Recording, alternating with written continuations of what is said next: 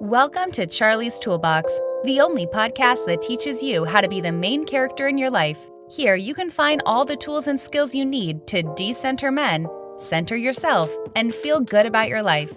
Here's your host, researcher, observer, and marketer, Charlie Taylor.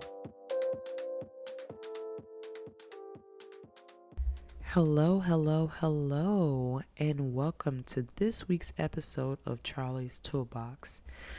This week we will discuss the good old-fashioned boundaries. So I thought this was a great topic to dive into because it's one of those concepts where you have to constantly reflect and readjust. For example, I thought I had great boundaries until COVID-19 came into my world and blew my shit up. And it helped me realize that for some of my relationships, my boundaries are kind of flexible. I would leave some of my friends drained and I didn't know why. And I realized it was because I didn't have the strongest of boundaries. So I'm going to provide a couple of gentle guidelines that will help you get started with constructing and enacting strong boundaries. And I want to first begin this episode with the context for which boundaries are built. Unfortunately, power dynamics influence boundaries. Men, they don't innately develop firm boundaries. They're groomed, they're groomed to be that way. And women aren't purposely flexible with their boundaries.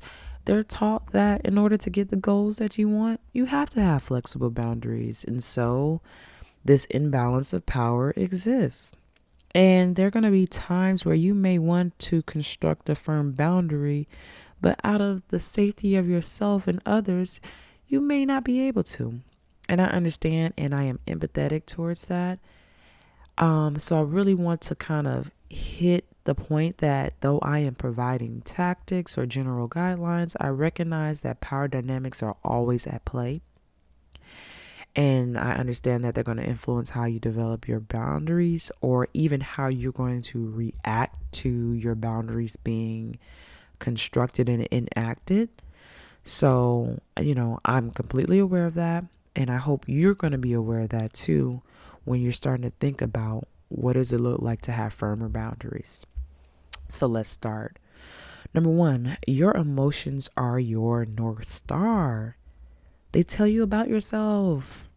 They tell you, they inform your needs. How else are you going to construct boundaries if you don't know your needs? For example, whenever you are on a date, you get overzealous. What does that tell you about your needs/boundaries? It may say about your needs that you may need more community. You may need to date more to get the jitters off. About your boundaries, it may say that you may need to constantly remind yourself that, who this person is, the reality of the date. You may have to write down what qualities that you actually saw versus what you're believing or what you're hearing or what you're convincing yourself that this person will be. So your boundaries will sound like this. Since I know I am overzealous about dates, my rule/boundary will be I will write out what I actually know about this person after each date. When I feel like I truly know enough, I will be comfortable with the decision to have sex with them. You build a boundary with your emotions because your emotions are your North Star. Number two, you have to stop hiding from your emotions. So you know your emotions, but also stop hiding from them and acting like that they're not there or acting like you're not angry or sad. The truth is, nothing you feel is ever wrong. You can feel whatever the fuck you want to feel. The only problem with feeling is the action that comes with it. So you can feel whatever you want to feel, but if you're not acting in a way that you're harming others or you're harming yourself, who cares? It's not a big deal. So that means it's going to be okay to be honest with yourself about how you feel. Because you really aren't hurting anyone. You're hurting someone when you hold it in, but you're not hurting anyone when you're letting it out. As long as you're not acting upon them.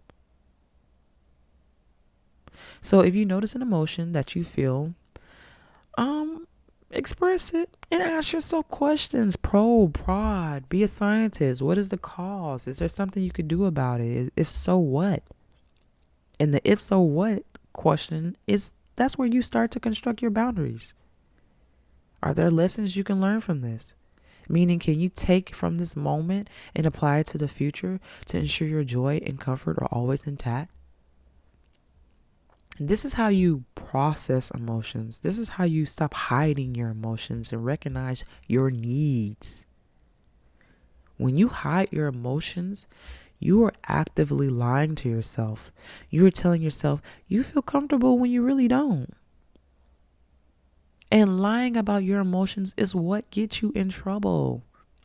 It causes you to endure unnecessarily because you'd rather be in discomfort and you'd rather hide your emotions than tell the truth about how you feel and have the expectation that your community around you will be able to handle that. Next point, be okay with loss. Boundaries, whenever you start to do boundary work, just have the expectation that you're going to lose a friend or you're going to lose a relationship. Because unfortunately, some people require relationships that allow them to behave unruly. And you may have gotten attached to a person like that. And I'm so sorry that you have. I know you are a loving person, a kind person. I know that this person is probably super interesting and fun to be around. But you can't have an unruly person who does not want to respect your boundaries in your life. And furthermore, think about what would happen in the future if you allow an unruly person to not respect your boundaries, to not have any respect for your boundaries. What do you think the result will be?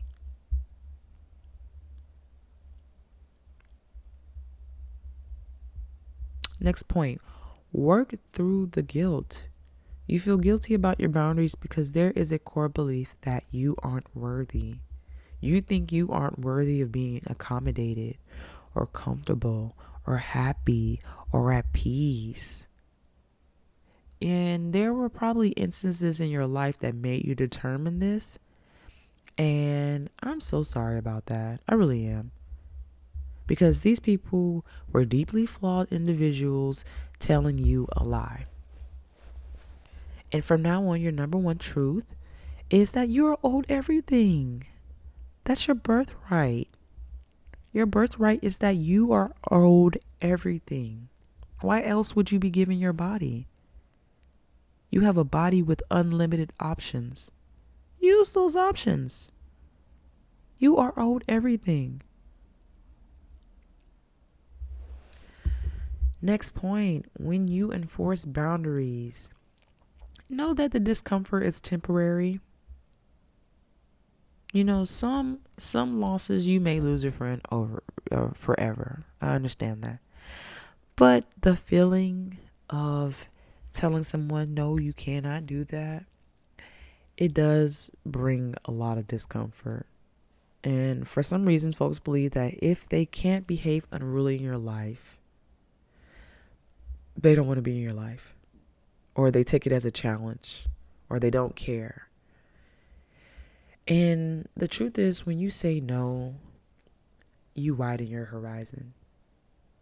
And the more you say no, the easier it is. And the discomfort typically leaves your body when you see how wide your horizon gets when you say no. Everybody thinks that no is a limiting statement or phrase or sentence. It's not. It's a sentence with a lot of possibilities. Possibilities for new ways of being.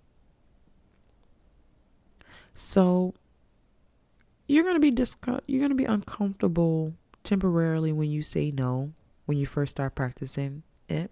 But over time, you'll get over it. And you'll actually like to say no. So on that note, please, please, please, please, please be gentle with yourself. Follow your emotions. Be okay with loss. Work through the guilt. And finally, when you enforce boundaries, know that there's going to be some discomfort, and it may even be it may be some real loss, but that's okay. You're prioritizing yourself. Take care. For show notes, be sure to check out charliestoolbox.com. Follow Charlie on Twitter, Instagram, and Facebook at Charlie's Toolbox. Thanks again for listening to Charlie's Toolbox.